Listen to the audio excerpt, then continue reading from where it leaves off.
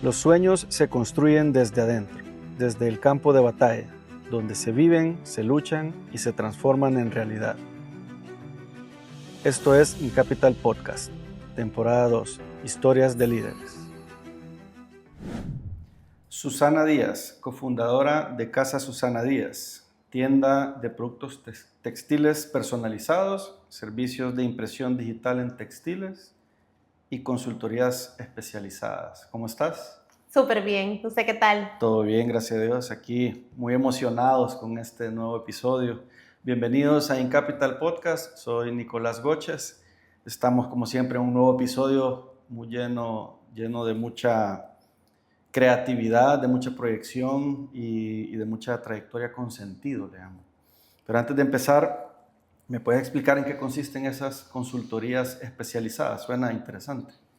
Nosotros hacemos diseño personalizado para otra gente. Entonces, estas consultorías en diseño, justamente lo que hacemos es diseñar para otras personas. Tenemos clientes naturales, que por ejemplo es una persona que quiere diseñar para un bebé que van a nacer o para un evento que sea especial para ellos, una boda, un bautizo, y también lo hacemos para empresas. Entonces, por ejemplo, diseñamos ya sea para proyectos corporativos, entonces una empresa que nos diga yo quiero hacer tal proyecto y necesito un estampado, se lo diseñamos, o puede ser, por ejemplo, marcas de diseño de modas, marcas de arquitectura, diferentes rubros que requieren de textiles y nos contratan para que nosotros les diseñemos una colección. Diseñar y hacer toda la línea desde la idea hasta el producto terminado.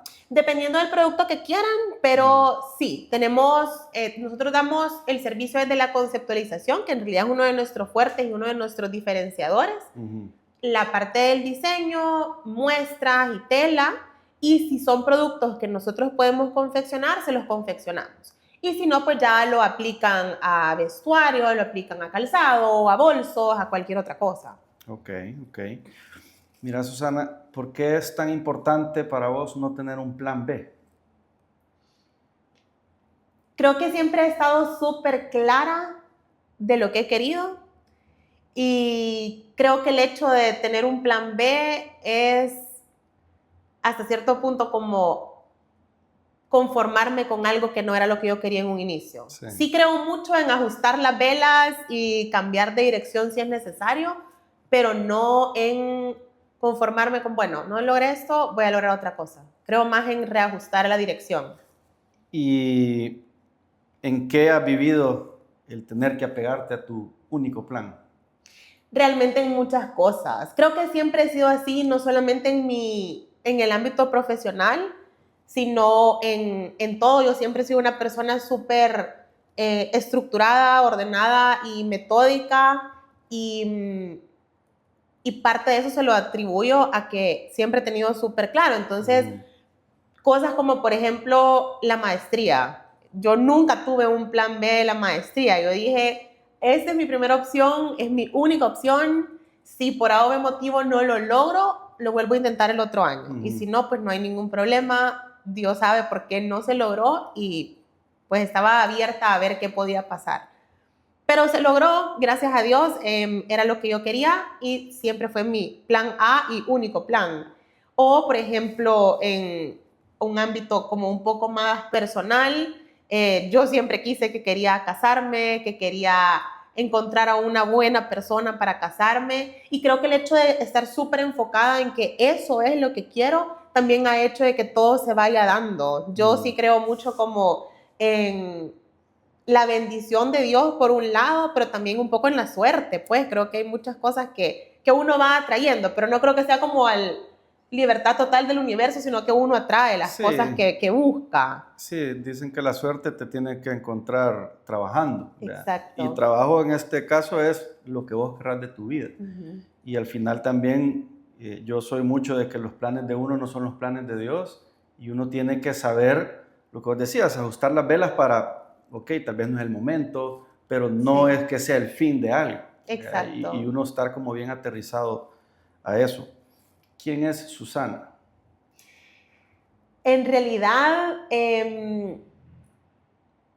esta pregunta para mí ha sido un poco, ya la he pensado, porque de repente es como, ¿quién es Susana fuera de la marca, quién es Susana dentro de la marca, pero en realidad soy una sola.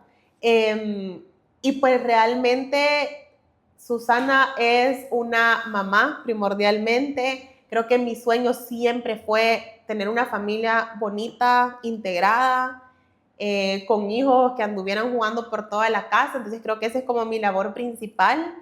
Creo que el hecho de estar casada también me ha aportado muchísimo.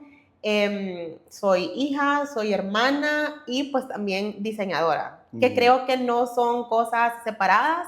Creo que al contrario, en la parte de diseño en mí es tan fuerte, pero porque el diseño a mí me ha dado un lenguaje y me ha transformado no solo a nivel profesional, sino a nivel personal. Sí. Y por eso es algo tan propio, tan mío, y que he llegado a la conclusión que no puedo separarlo. O sea, soy la misma persona dentro y fuera de la marca, y creo que eso es lo que enriquece a ambas partes también. Creo que soy una mejor mamá por mi profesión y creo que soy una mejor profesional por mi familia, por lo que mi familia me ha enseñado. Sí, está bonito eso. Creo que los detalles, aprender a cuidar bien los detalles es lo que también en todo ámbito ayuda a verlo de una manera diferente, más natural, creo yo. Sí. ¿Verdad? A vos como a mí, la artista que nos ha inspirado en la vida son nuestras mamás. Sí. ¿Verdad? ¿Qué representa para vos tu mamá en el éxito de Casa Susana Díaz? Muchísimo. De hecho, bueno, Casa Susana Díaz, yo estoy segura que nació en un sueño hace muchísimos años. La marca como tal tiene 5 años de haberse fundado, pero en realidad nació hace muchísimo tiempo y justamente viene como producto de una pasión que me inculcó mi mamá. Para mí, creo que hay 2 cosas súper importantes que me inculcó mi mamá que ahora son parte protagónica en Casa Susana Díaz. Por un lado, el amor por las técnicas manuales. Mi mamá toda la vida ha tenido un espacio dedicado a manualidades, a costura, siempre he tenido justo un cuarto de costura, que cada vez se va haciendo más grande y cada vez va tomando más parte de la casa, y es algo súper bonito porque es de verdad lo que a ella le hace feliz. Mi mamá se ha dedicado a conocer todas las técnicas manuales que ella puede, y por ejemplo, si ella ve una aguja que no sabe usar, la compra y se dedica a aprenderla a usar. Entonces ella sabe usar todas las agujas que conoce, compra un montón de hilos que va guardando y va aplicando a diferentes proyectos, y eso siempre ha sido así. Entonces yo creo que eso fue una de las cosas que quizás más me marcó a mí. Y yo lo recuerdo desde chiquita. Por ejemplo, nosotros íbamos a pueblos y yo justo me enfocaba en las artesanías, en los productos hechos a mano. Me acuerdo que de repente como que nos daban dinero y ya sea mis hermanos o mis primos iban por comida, así. Yo siempre regresaba con alguna cosita, una miniatura de barro, una cesta, unos zapatos artesanales, cualquier cosa, pero que fuera hecho a mano. Sí. Y eso definitivamente viene por mi mamá. Y la segunda cosa que definitivamente me transmitió mi mamá y que ahora es parte muy fuerte de Casa Susana Díaz es la parte emocional. Mi mamá es psicóloga, además de ser una artista nata, es psicóloga y obviamente aplicó todo lo de psicología para tener una familia súper linda, súper integrada, y ella nos fue marcando, nos fue como transmitiendo no solo valores y su filosofía de vida, sino conocimiento en psicología. Entonces eso ha hecho que ahora, bueno, yo he leído un montón de libros de psicología. De hecho, si no hubiera estudiado diseño, creo que hubiera estudiado psicología. Y me encanta, o sea, ahora me encanta estudiar de neurociencia, me encanta estudiar cómo el ser humano piensa, siente, actúa y por qué. Y eso es un gran componente en Casa Susana Díaz, porque nosotros hacemos muchas cosas no solo por intuición, sino porque hay algo que lo fundamenta. Sí, ayuda al proceso creativo. Totalmente. Es una buena combinación, psicología y artista. Sí, totalmente. Sí, la vez pasada que platicamos, hablábamos mucho también de la cultura que la marca transmite en todas sus piezas, en todo el equipo. Lo sentís desde que entras acá, realmente es algo bien bonito. Y el eslogan de ustedes es creando telas, inspirando emociones. Sí. ¿Cómo se logra inspirar e inculcar una cultura tan fuerte que en todos los detalles realmente lo vivís y lo sentís? Yo creo que el hecho de tener una cultura como tan propia de Casa Susana Díaz se debe a que es una marca que de verdad está súper arraigada a sus valores. Y todas las decisiones que tomamos se toman en base a esos valores. Nosotros desde que comenzamos la marca, en realidad la marca nació de algo que ya estaba súper inmerso en mí. Que como le decía, a mí los textiles me transformaron no solo a nivel profesional, sino personal. Y estos valores son los que se volvieron la base de Casa Susana Díaz. Pero están tan inmersos en mí que creo que de una u otra manera como que se logran comunicar y se logra atraer a las personas que ahora son parte del equipo de Casa Susana Díaz, que están arraigadas a los mismos valores. Y eso es lo que va haciendo que se dé una cultura tan fuerte, pues, y que se transmita en todo, porque todos estamos alineados en lo mismo. No siento que sea solo yo remando contra marea para que todo se haga, al contrario, todos estamos en la misma sintonía y pues obviamente eso se ve en todos los detalles. Sí, y el estar en esa sintonía facilita el crecimiento de muchas cosas, porque cuando solo vos estás con esa sintonía, te frustra, ¿verdad? Sí. Y realmente todo se vuelve más complejo, más complicado, malhumorado, ¿verdad? Entonces realmente se pierde bastante el foco. Nosotros hablamos bastante de la importancia de tener mentores y referentes en nuestra vida, tanto personal como profesional. Vos te identificas mucho con la historia de Coco Chanel. ¿Por qué? Sí.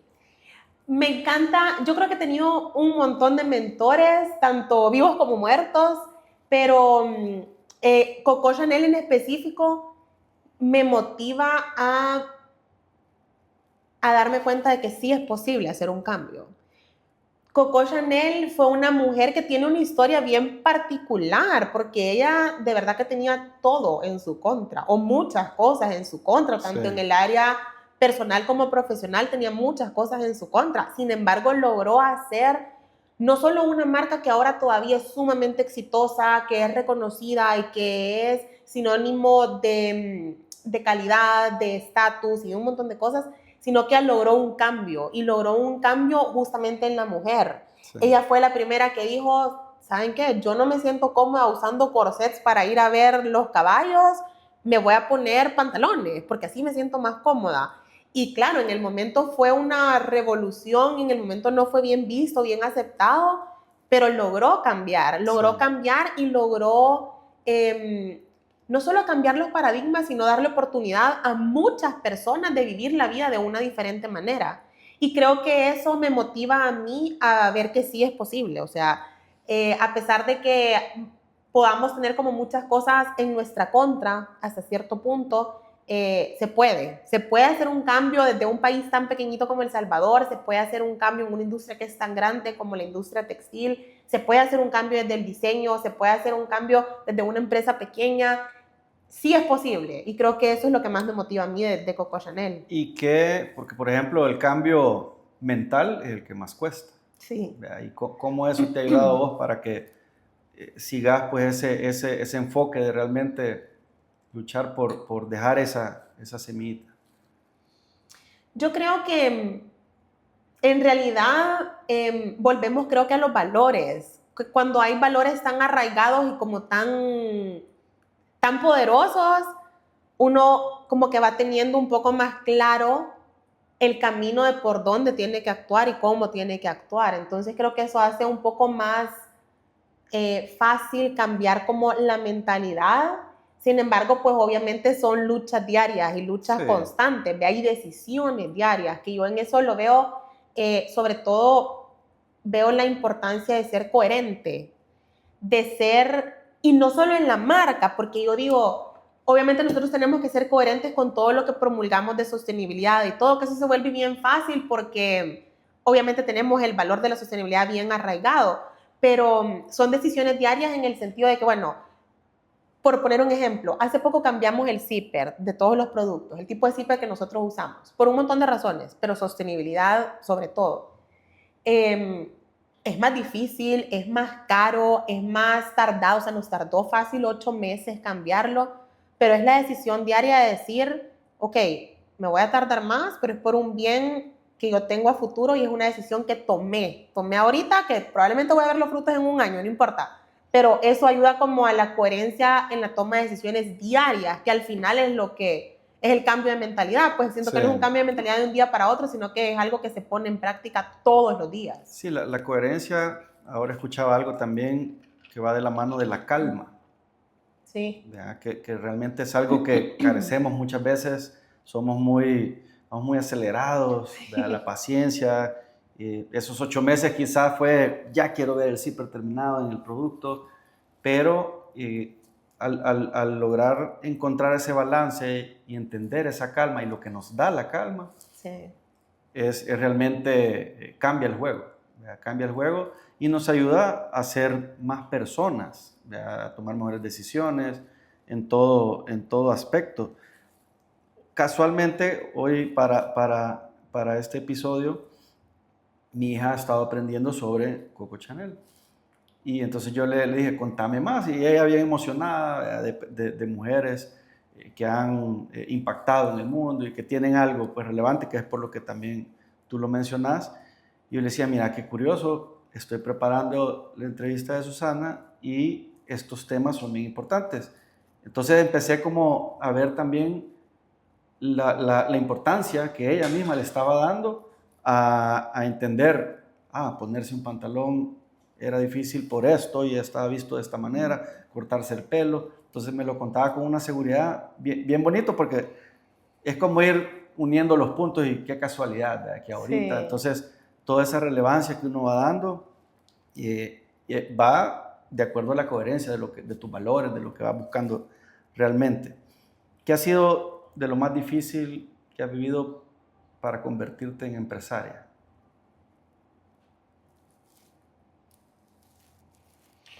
Creo que ha sido un camino de un montón de retos. Retos a nivel personal y retos a nivel profesional, pero quizás el reto más grande ha estado en el equilibrio de estos dos mundos. Ser una buena profesional con lo que todo esto conlleva, pero ser una buena madre. Creo que el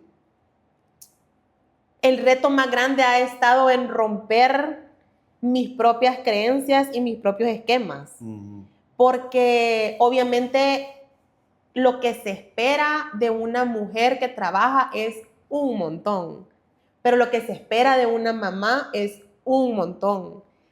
Y los clientes esperan que uno sea profesional todo el tiempo y el equipo espera que uno sea profesional todo el tiempo, pero mis hijos esperan tener una mamá todo el tiempo, sí. Y mi esposo espera tener una esposa todo el tiempo, y mi mamá espera tener una hija todo el tiempo. Y está bien, entonces creo que ha sido un reto más de yo cambiar mis creencias y adecuar mis creencias a lo que genuinamente quiero, no a lo que tengo grabado, de lo que tengo que ser, de lo que se espera de mí, sino de lo que yo quiero construir.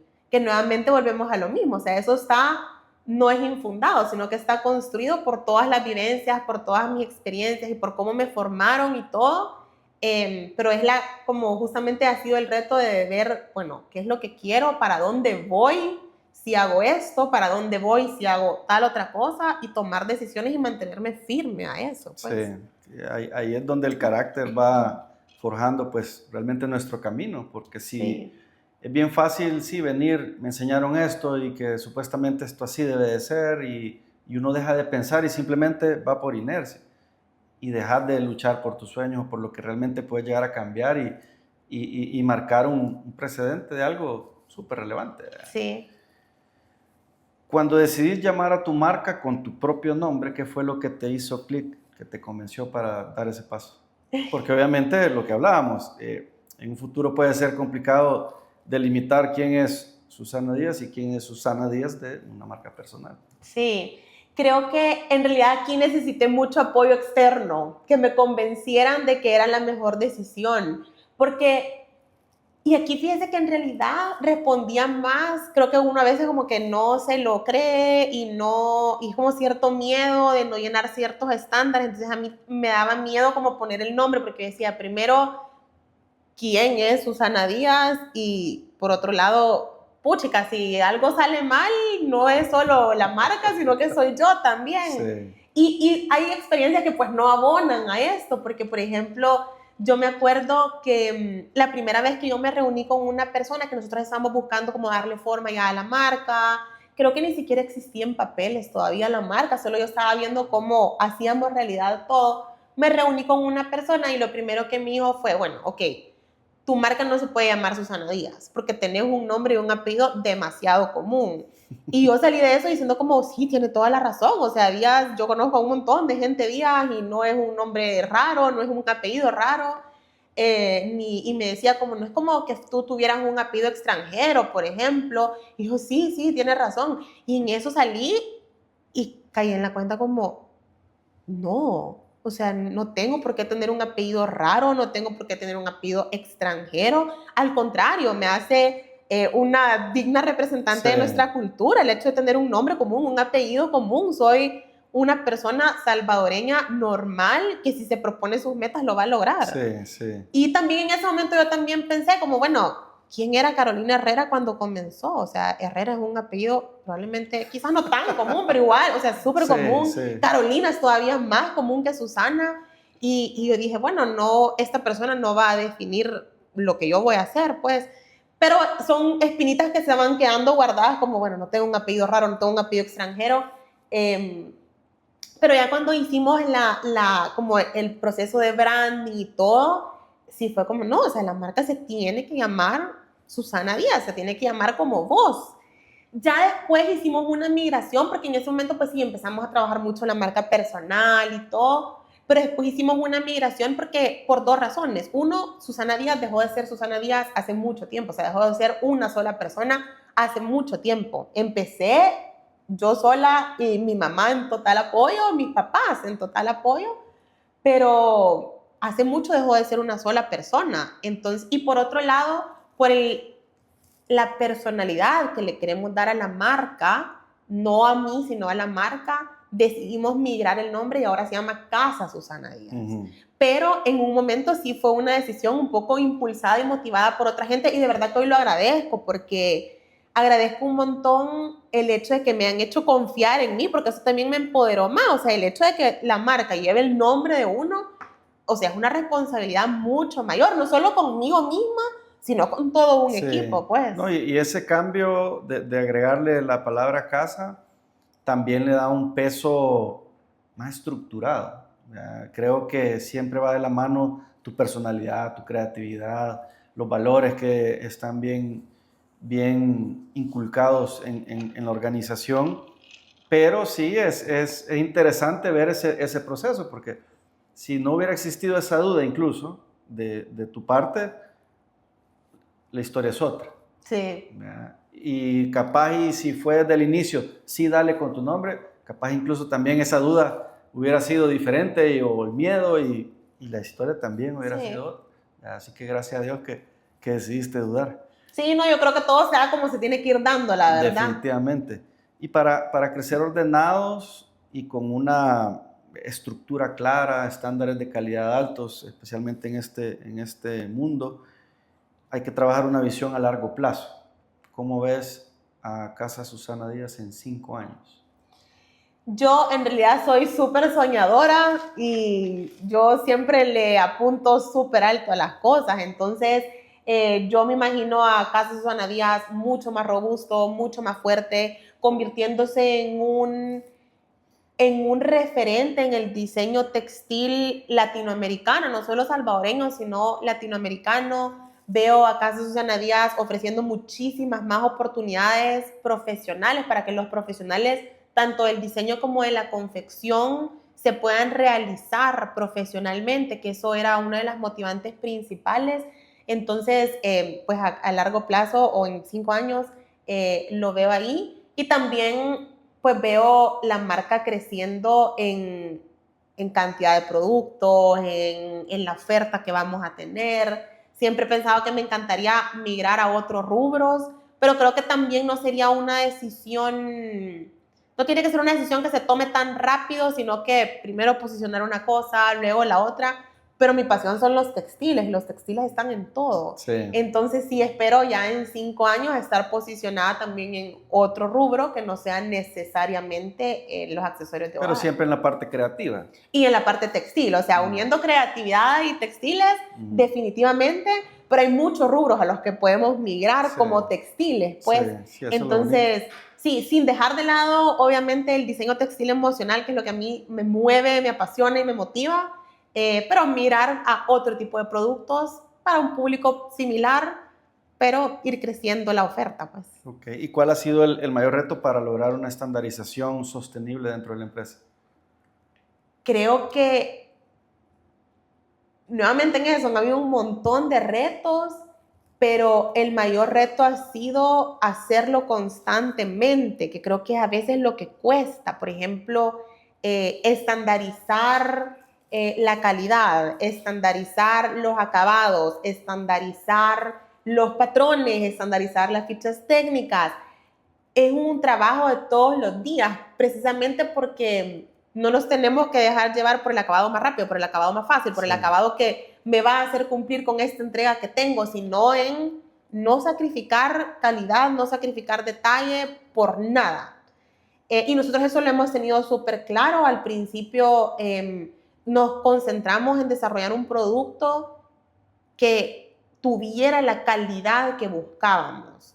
No era la calidad más fácil de hacer, no eran los acabados más fáciles, ni la tela más fácil de conseguir, pero nos aseguramos de que cuando nosotros abrimos las puertas de Casa Susana Díaz en el 2021, que de hecho fue 2 años después de que la empresa se fundó legalmente, pero cuando decidimos abrir las puertas al público fue porque nos aseguramos de que teníamos un estándar de calidad que nos permitía competir a nivel nacional e internacional. Claro, después de eso viene otro montón de cosas que hay que ir estandarizando en el camino, pero sí, volviendo a la pregunta, creo que lo más complicado de la estandarización ha sido la constancia, hacerlo con todos los productos, con todos los acabados, con todas las telas, que es un trabajo de años. Y la cosa es que un proceso bien hecho abre otros procesos. Exacto. Y el cuidar eso a lo largo de una línea de producción, a lo largo del tiempo, es un reto, porque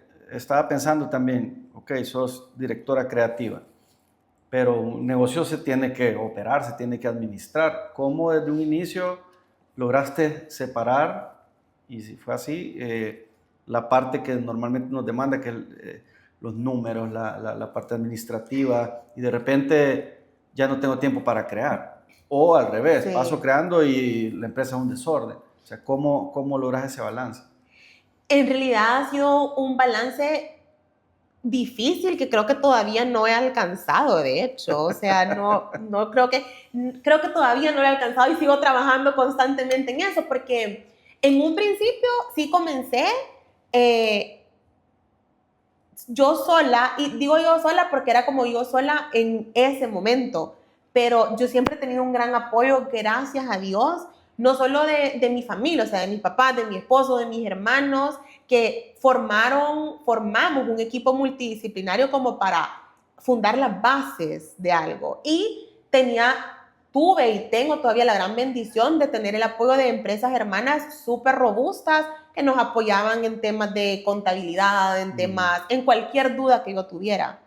Sin embargo, aún así cometí un par de errores, pues, por ejemplo, en la importación de la máquina, por desconocimiento, por ignorancia, había leyes que yo ignoraba y fue una gran regada que nos costó un montón de dinero. Y pues sí, gracias a Dios con el apoyo de mi familia, pues sin nadie que me estuviera como recriminando, pero pues sí, fueron errores. ¿Cuál fue ese error? ¿Algún permiso o algo que necesitaba? No describir bien el proceso de la máquina que íbamos a traer. Porque por el proceso de la máquina había un proceso diferente en relación a la importación y los impuestos, que terminamos pagando un montón de dinero más del que teníamos que haber pagado, pero era o eso o atrasar un montón de tiempo. Entonces, pues ni modo, ya estaba hecho el error, que fue un error mío particularmente, pero... O sea, ya no había vuelta atrás. Para la siguiente máquina no te va a pasar. Para la siguiente máquina ya no me pasó acá. No, y es que al principio era una curva de aprendizaje bien compleja. O sea, Por ejemplo, cada tinta tenía que tener una visa. Yo ni siquiera sabía que eso existía. Y es una visa que es procesada por la Dirección de Medicamentos. Solo es otra dirección, otra sí, entidad. O sea, de verdad es complejo, o sea, son un montón de cosas.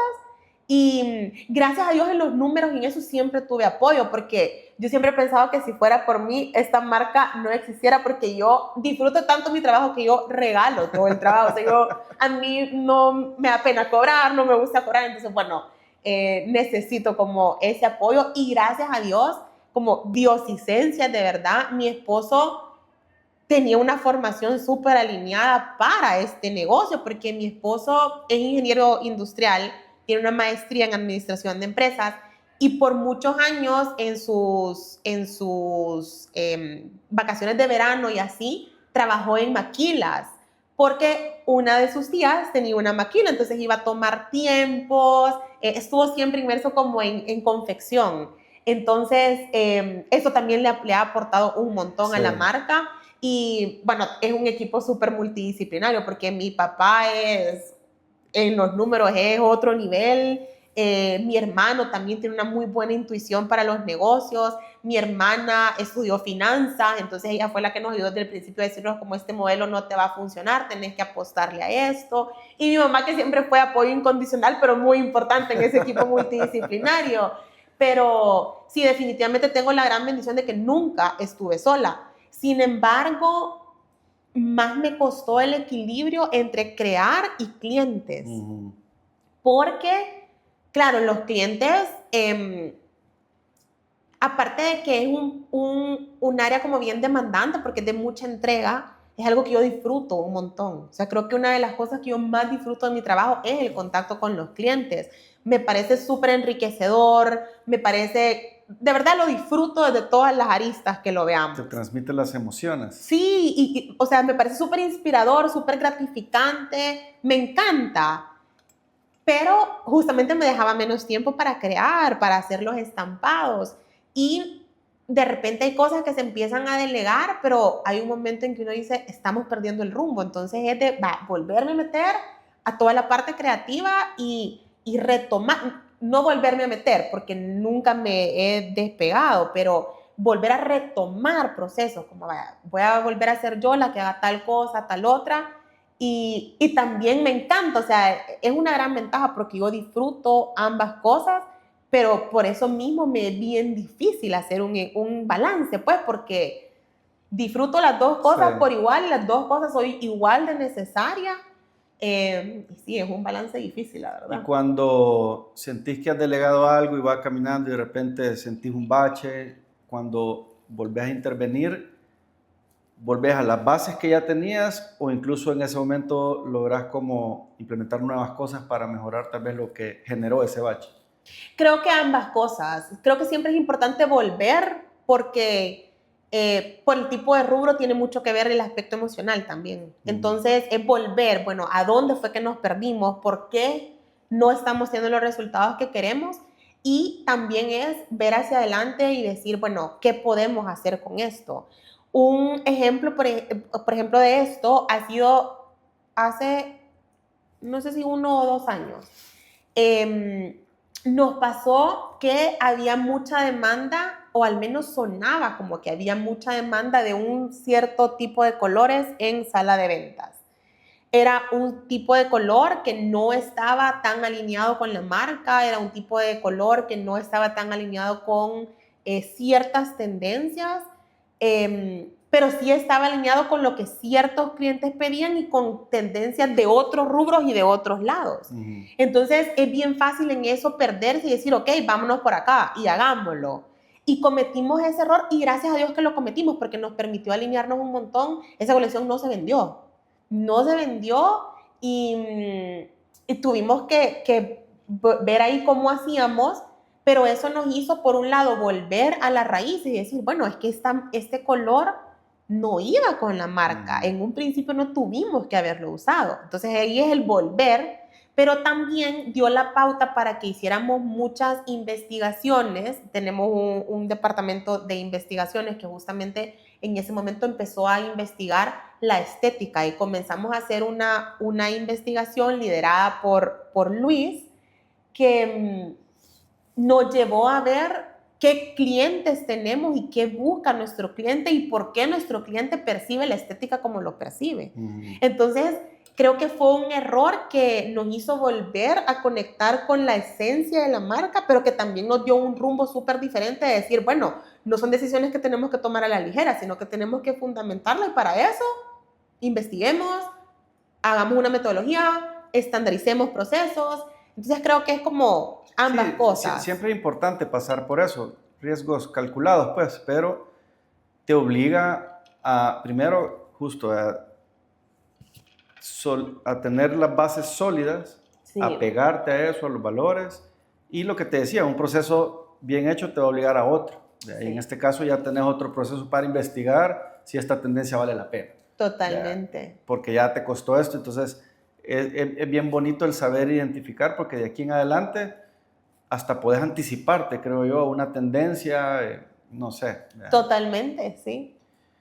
¿Y vos hace 5 años te veías donde estás hoy? Creo que sí me veía donde estoy ahora, pero no en 5 años. El crecimiento y el posicionamiento de la marca ha sido más rápido de lo que contemplamos y de lo que esperábamos, bendito Dios. Entonces, sí, obviamente estaba como en mis planes lograr que la marca se posicionara como se está posicionando, pero definitivamente no me imaginé que fuera a ser tan rápido. Estamos como en el año 3 entonces. Sí. Bueno, qué bueno tener esa respuesta, ¿verdad? Porque te obliga incluso a acelerar toda esa proyección, más si te gusta hacerlo grande, te ayuda a dar pasos aún más grandes. Sí. Dicen que para lograr algo tenés que fracasar. ¿Qué tan tolerante a la frustración sos vos? Creo que poco a poco me he hecho más tolerante.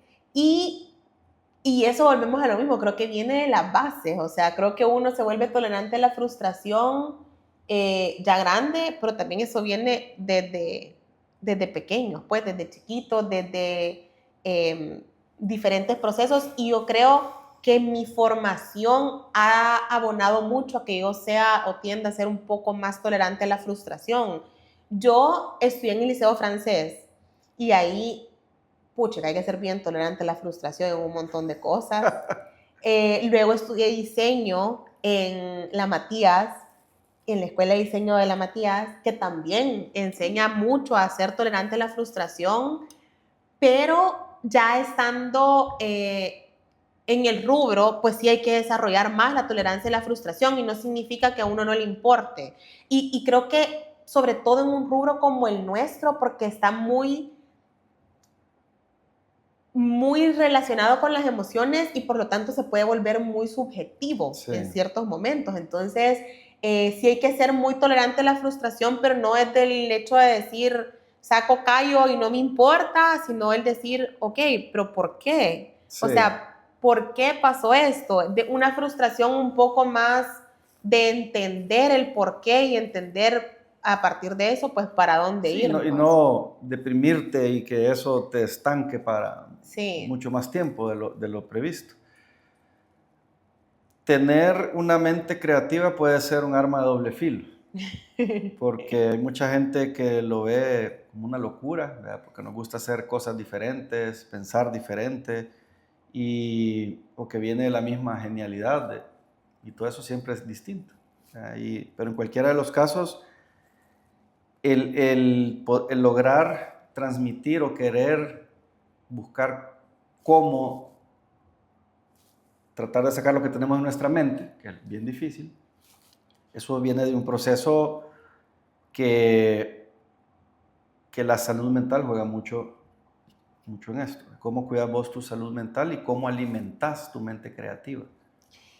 Es una pregunta como bien compleja porque me nace abordarlo de diferentes aristas. Por un lado, lo de decir la salud mental, para mí es súper importante y busco la manera como de tenerla. Creo que es bien difícil alcanzar del todo como la iluminación y estar como súper en paz con todo. con uno mismo, con sus tiempos, con todo. Sí. Pero quizás lo que yo hago es hablar mucho, o sea, hablar mucho como de lo que siento, ya sea con personas queridas, con amigos, con mi familia. Hablar, o sea, externar lo que siento me ayuda un montón a poner en orden mis ideas. He estado también con psicólogos, por ejemplo, que gracias a Dios tengo una psicóloga a tiempo completo que es mi mamá y que me ha ayudado un montón, pero por razones de la vida también estuve en un tiempo con un psicólogo que me ayudó un montón a ordenar mis ideas y era bien bonito porque justamente en ese momento entendí que lo que más me hizo bien a mí de ir a terapia fue hablarlo. Porque en el momento en que yo iba diciendo las cosas, yo misma como que me iba estructurando Sí. y todo. Y por otro lado he leído un montón. O sea, a mí me ha apasionado un montón la psicología, la neurociencia, el cerebro como tal. Y eso hace que uno entienda y que sea más tolerante con uno mismo también. Porque yo siempre he sido súper exigente. En la vida en total he sido súper exigente. Pero quizás la mayor exigencia es conmigo misma. Entonces eso también me ayuda a ser un poco más tolerante conmigo misma, a ser menos exigente, entender por qué pasan ciertas cosas y eso pues como que me ha abonado a estar un poco más en paz. Sí. Creo que todavía me hace falta mucho porque tiendo a estresarme demasiado por cosas que no valen la pena, pero cabal, ahí voy. Y luego la otra parte, ¿cuál era la otra parte que me... ¿Cómo inspiras la o alimentas creatividad. tu mente creativa? Y eso creo que a mí la creatividad o más bien la inspiración me llega por historias de los demás. Yo siempre he contado que en la carrera de diseño nos decían como tienen que hacer algo que esté inspirado en tal cosa. Y tenía una compañera que a ella le era súper fácil convertir un mango en una mesa. O sea, hacía cosas espectaculares a partir de la mera forma. Y a mí eso nunca se me dio. O sea, para mí la forma de un mango era un mango. Pero, y cualquier cosa que lo deformara, como que ya lo veía raro, ya no me gustaba. Sin embargo, siempre me inspiraron los poemas, las canciones. Y ahí entendí que en realidad solo me estaban inspirando diferentes idiomas o diferentes lenguajes, pero de una misma base que eran los sentimientos y las emociones de las personas. Y me di cuenta que soy muy empática con las emociones de los demás y me es fácil entender las emociones de los demás y entender y sentir lo que los demás están sintiendo. Entonces, de ahí viene mi mayor inspiración y precisamente por eso lo que hago para nutrir esa creatividad es escuchar historias.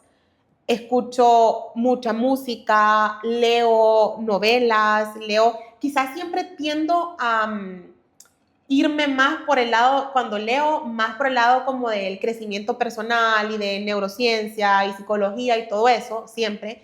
Pero a raíz de que hice un curso de storytelling, entendí la importancia de escuchar historias también y de escuchar libros que sean historias y a raíz de eso he empezado a escuchar como novelas, clásicos de Shakespeare y cosas así que están súper cargados como de la naturaleza del ser humano. Entonces quizás eso es lo que más me inspira y definitivamente me parece súper inspirador el tiempo que paso como tranquila con mis hijos, que a veces me es bien difícil como estar tranquila porque es que en una clase, en la otra, y que se portó mal, que se portó bien, entonces es como un poco difícil, pero hay un momento específico donde yo siento que me recargo un montón y es en la noche, los dos se duermen conmigo, entonces cabal tengo uno acá, el otro acá y que ya están dormidos y me siento súper en paz, súper plena, justamente yo, pucha, así me siento completa, así me siento bien y ese momento es súper inspirador en el sentido de que me da espacio para pensar en otras cosas, como que me siento tan bien que Sí. me da espacio para pensar en otras cosas. Sí, eso son minutos, pero los aprovecho. Sí, está bueno. ¿Cuál es el momento correcto donde converge la tecnología y lo artesanal en este proyecto? Porque yo sé que ambos mundos son súper importantes en el crecimiento de esto. Sí, totalmente. Yo creo que la tecnología y las técnicas manuales están presentes en todo y en todas las decisiones que nosotros vamos tomando en el camino. Sin embargo, sí estoy bien clara de dónde nació ese deseo de mezclar las dos cosas.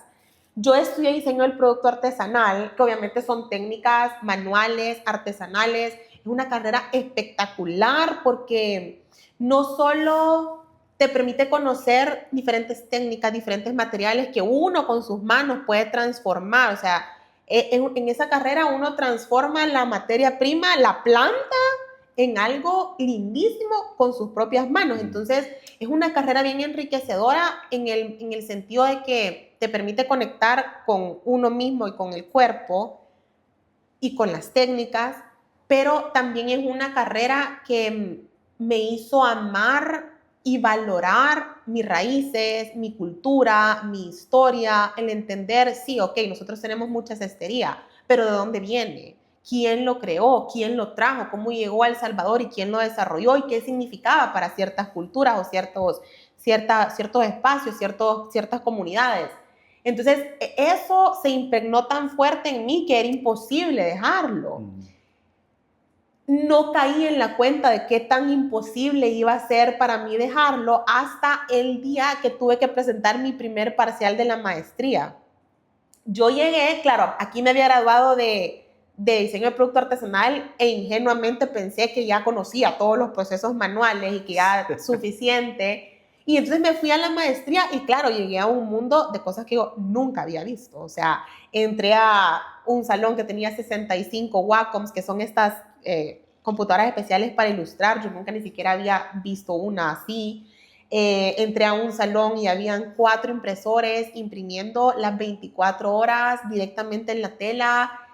De verdad era algo alucinante para una persona que nunca había estado en contacto con la tecnología. O sea, yo de hecho tenía una computadora porque la necesitaba, pero a mí nunca me había gustado la tecnología. En ese momento vi una oportunidad de aprender cosas que no sabía.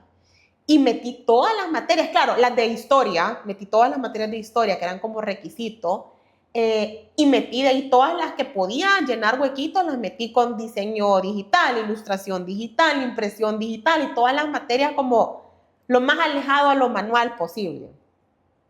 Un día antes de entregar el primer parcial, tenía unas muestras lindísimas de algodón impresas con una técnica súper chiva, pero plano. O sea, plano, eran colores súper digitales que no se veían en la naturaleza necesariamente. Era algo que yo dije, no soy yo. O sea, me perdí en el camino. Y en ese momento, bien me acuerdo que eran las 8 de la noche, yo fui a sacar una caja que tenía de hilos, y porque ya todos los lugares estaban cerrados como para ir a comprar materiales nuevos, saqué los hilos que tenía y empecé a bordar. Me acuerdo que había un estampado en la colección que tenía luciérnagas. Bordé todita las luciérnagas, después bordé, no dormí nada. A las 6 de la mañana dije, bueno, si no me voy a arreglar ahorita, llego tarde al parcial. Entonces me bañé, solo preparé algo de comer y me fui. Me acuerdo que hasta comí en el camino y fui a presentar mi parcial. Y en ese momento yo dije como, bueno, no me puedo desprender de todo. O sea, no soy yo, no me gusta, no me representa. En ese momento creo que nació en realidad la fusión de ambas cosas. Después de esos parciales justamente yo vine a El Salvador y me llevé un montón de colchas de San Sebastián. Me acuerdo que fuimos con mi mamá al mercado de artesanías y compramos todas las telas artesanales que viéramos. Compramos telas de tortilleros, compramos colchas, compramos un montón de cosas y me acuerdo que todo el siguiente semestre me dediqué a estampar estas telas. A estampar las colchas con una técnica, con otra técnica, a bordarlas, a no sé qué. Y ahí fue que nació esto. Y eso me permitió que en el último periodo yo pudiera ya empezar a darle forma guiada por ya los profesores también de allá, que fueron uno de mis mentores justamente, de lo que hablábamos, y me ayudaron a darle forma a todo esto y me enseñaron como a ver la riqueza de lo que realmente yo tenía. Cosas que aquí yo pasaba por alto, me ayudaron a darle más valor todavía a esto. Sí. Entonces creo que fue algo que me impactó tan de manera personal que me hizo darme cuenta de, me perdí en el camino yo, que todo estaba tan motivado desde adentro que ahí pues empezó a converger todo y todas las decisiones se han ido tomando en base a eso hasta la fecha. Lo bueno es saber reconocer los momentos para no perder cuál realmente es la visión que uno tiene, porque Sí. pasa mucho en los negocios que creemos que estamos en un rubro o en una actividad, pero realmente saltamos esa barrera y pasamos ya a un negocio de experiencias, de emociones, que obviamente es lo que transmite cada una de las piezas que se hacen en este taller, ¿verdad? Y está súper impregnado a lo que vos querés realmente transmitir. Vos venís de una familia de empresarios que han luchado y saben lo que cuestan las cosas. ¿Cuál consideras que ha sido el mejor aprendizaje adquirido por la experiencia de tus papás, tanto en los negocios como en la familia, ya que tú también estás construyendo un negocio familiar? Puchica, aquí en realidad tengo una lista de cosas que he aprendido y que me llevo súper valiosas, pero pensaría que la cosa más importante que he aprendido es el agradecimiento. Creo que del agradecimiento surge todo lo demás. Definitivamente. Sí, y eso sí, mis papás, los dos, siempre han sido súper agradecidos en todo, o sea, en todas las áreas de su vida y en todas las experiencias que han tenido. Y eso nos lo impregnaron a nosotros bien fuerte. Pero he llegado a la conclusión de que si uno es agradecido, todo viene por añadidura, porque si uno es agradecido, en mi caso, si uno es agradecido con la historia, con la cultura, con lo que los antepasados ya lograron ahorita, esto me hace absorberlo como con más facilidad. Si uno es agradecido con todas las personas que le han ayudado a uno en el camino, esto también hace que uno retribuya más fácilmente, sin recelo, sin nada. Si uno es agradecido con el cliente, si uno es agradecido con cada persona que ha sido parte de este sueño, de este proceso, de verdad creo que si hay un valor que me llevo, que no reemplazaría por nada, sería el agradecimiento. Y de ahí surge el trabajo duro, o sea, el hecho de agradecer también es devolver. Sí. O sea, si yo agradezco todas las oportunidades que me han dado, pucha, que lo menos que puedo hacer es echarle ganas y pues sí salir adelante, ¿vea? Y hacer algo como construir algo que valga la pena y todo. Entonces creo que sería el agradecimiento y que de ahí se va derivando todo. Sí, qué bonito. ¿Y cuál ha sido el mejor consejo que te han dado que a vos te gusta dar también?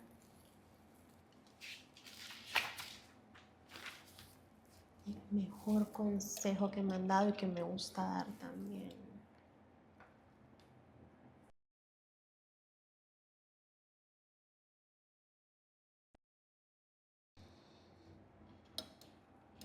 Que no dejo de pensar en justamente ser agradecido, pero estoy tratando de pensar en algo más para no repetir. No, pero si es el... Pero creo que sí, o sea, es que de verdad yo creo que de ahí se deriva todo, pero ser agradecido.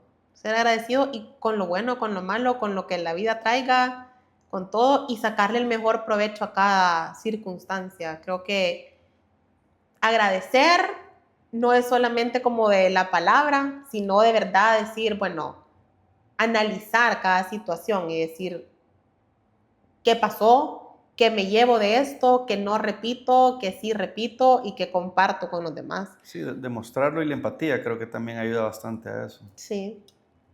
Yo ya he contado aquí, te mencionaba creo la vez pasada que soy algo hábil con mis manos y por eso es que me encanta todo esto. Obviamente con mi mamá pues hacíamos de todo, ella me enseñó a hacer de todo. Yo tengo una habilidad que me encanta, soy bueno para deshacer nudos, de cadenas y de cosas. Me gusta porque me concentra un montón. Ajá. Y así como colorear también, todo, me gusta mucho. Y se me facilita bastante visualizar. ¿Verdad? Me gusta escribir eso, lo que quiero, lo que quiero lograr, lo que busco. Obviamente esa creatividad de mi mamá me ha inspirado siempre un montón y trato también con mi hija, a ella le gusta, es bien creativa también, ya te decía que las voy a traer a las dos para Sí. que se den gusto acá, pero lo que hablabas de él, de ser agradecido, viene también mucho con el ejemplo que le damos a nuestros hijos. Ya nos has mencionado pues un poco lo que eso a vos te transmite, pero ¿qué es realmente ser una mamá empresaria para vos? Para mí, creo que el mejor como el mejor objetivo o el mayor objetivo que yo tengo es ser un súper buen ejemplo para mis hijos, ¿vea? Por el momento no tengo hijas, solo tengo hijos, pero sí para mí es bien importante como el legado de decir como sí se puede, sí se puede, sí se puede hacer un cambio siendo mujer, siendo mamá, no es necesario como abandonar un sueño por el otro, que a veces se nos hace creer eso, que es necesario Sí. decidir. Yo creo que no es necesario decidir, creo que se pueden hacer las dos cosas, encontrar un equilibrio aunque tome tiempo, encontrar un equilibrio y enriquecerse todavía más por tener y hacer las dos cosas. Entonces quizás ese es como mi mayor objetivo sería dejar un legado de que sí se puede combinar las dos cosas, sobre todo a mis hijos, pero también yo tengo muchas sobrinas, entonces también a mis sobrinas, a futuras generaciones y todo, porque para mí sí, definitivamente algo que nunca estuvo en cuestión era que quería ser mamá, que quería tener una familia, pero también que me quería realizar profesionalmente. Sí. Entonces, quizás eso. Sí, buscar esa claridad de tus objetivos, ¿verdad? Y luchar.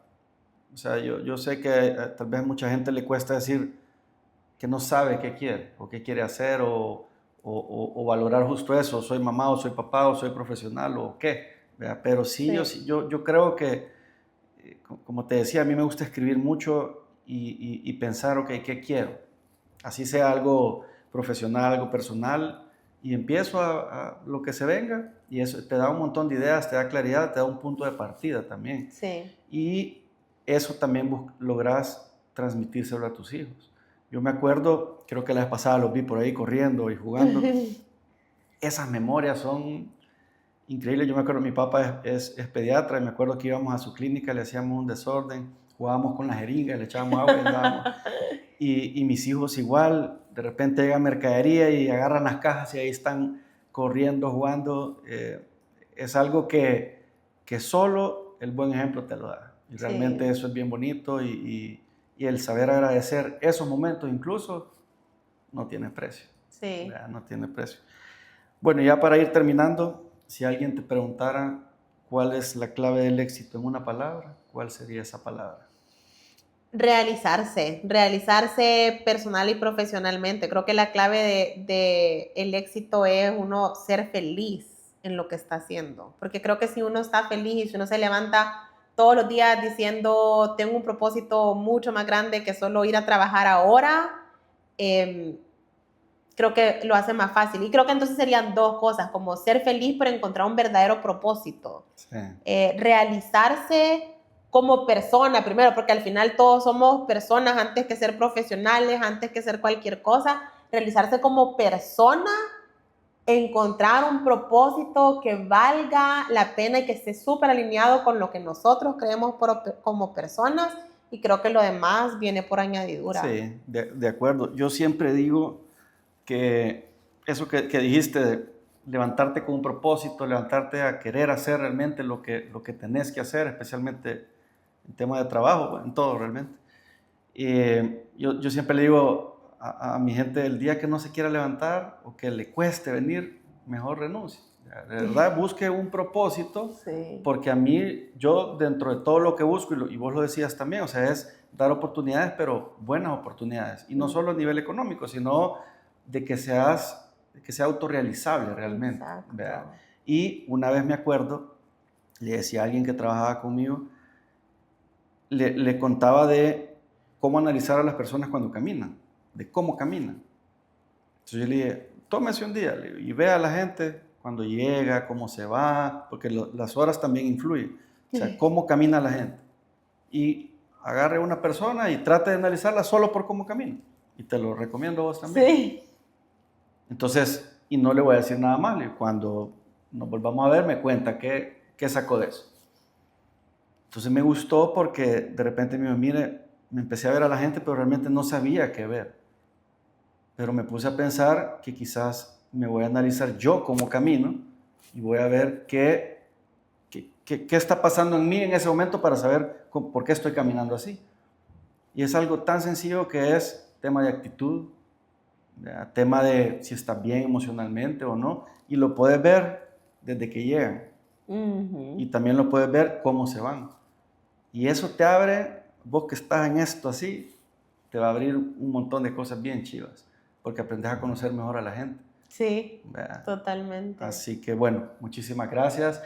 Encantadísimo con este episodio, me encanta todo el set. Gracias por habernos prestado también el lugar. Venimos a incomodar un poquito, pero No, para nada. valió la pena. Así que gracias de verdad, gracias a todos por estar en Capital, un episodio excelente. De verdad, nuevamente gracias, Susana, muy amable. Gracias a ustedes por el espacio, feliz de estar acá. No, con gusto. Gracias. Gracias.